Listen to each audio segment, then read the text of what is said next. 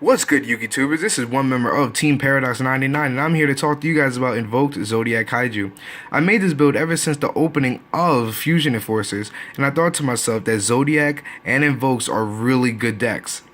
So combining them would not be even a problem, and putting the Kaijus in it will help me get rid of floodgates and even go off on opponents during any time I need to. I've entered 3 local tournaments ever since I made this deck, and I have been undefeated ever since. So with that case, here is my Zoodiac Invoke Kaiju deck. Starting with my Kaijus, I decided to play the Wind, the Water, the Fire, and 2 of the Lights. This helps me out with all the different names that I could use during my slumber plays. Also, each of these attributes help me bring out different types of the Invoke fusion monsters from my extra deck. The water one giving me the water fusion, the wind giving me the wind fusion, so on and so on. I play more of the light monster because it's harder for me to bring out the light fusion monster in my deck, and that's the best part of the Invoke deck, which is the light fusion monster, because it's your negator for everything. Continuing on, I play 1 Photon Thrasher because I thought to myself that playing 2 with a reinforcement of the army was a little bit too much.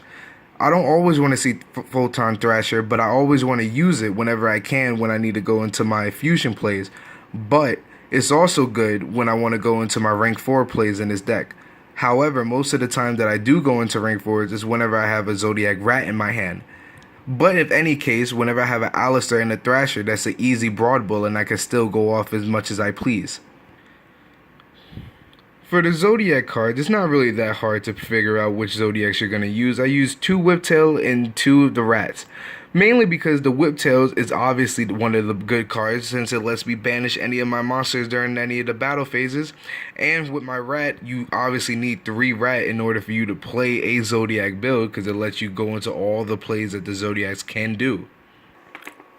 Next is my 3 Alistairs, which helps me search for my invocations in my deck, and also the only way that I'm able to bring out those fusion monsters in my extra deck. Continuing on with my hand traps and the last monsters in this deck, I decided to play 2 Maxi and 2 Ghost Ogre, because Ghost Ogre is good in any case scenario whenever you face decks like Mermails, Metaphors, even Mirror Match for that example. And Maxi is just in there to help you get the extra draws during most of the special summon decks that's out there. Now on to the spells. I decided to play 3 Magical Meltdowns, 3 Terraformings, and 2 Invocations. The reason I play 2 Invocations is because that you're always going to keep recycling them with your Alistairs. And since you play 3 Alistairs, well, technically speaking 9 Alistairs, you're able to get Invocation in your hand as many times as you need to, just as long as your Alistair is on the field or in the graveyard. Continuing on, I played the 3 normal Zoodiac Barrage and the 3 interrupted Kaiju Slumbers, due to the fact that just 1 Barrage and 1 Slumber in hand is just an automatic OTK depending on what deck you always face.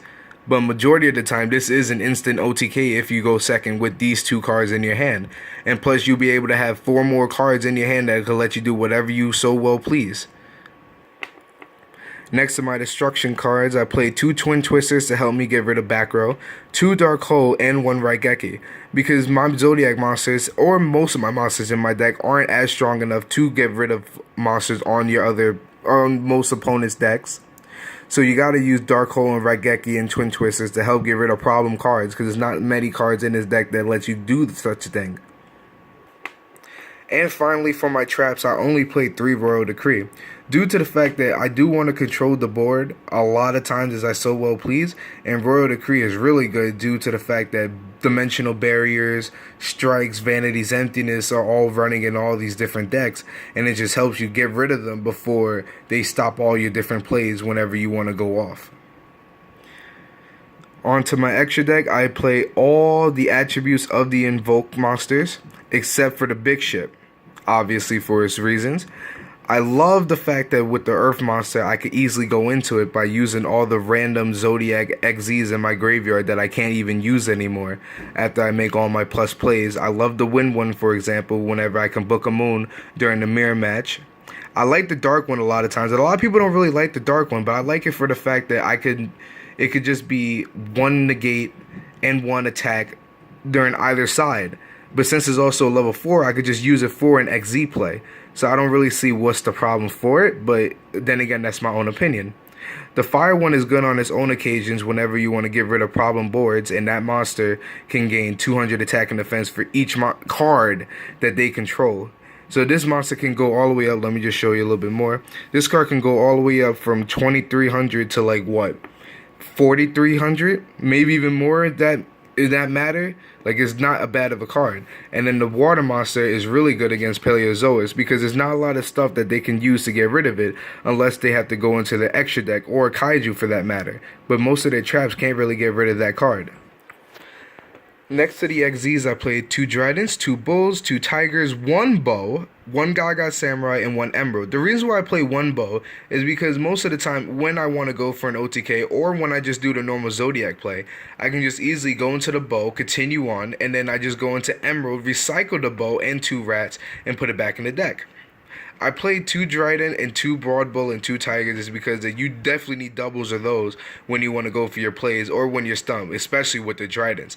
The Gaga Samurai is especially good whenever you want to go to your OTK plays because that's just an easy 32 beater whenever it needs to attack twice and you have your Kaiju on board, which makes an ultimate OTK against your opponent.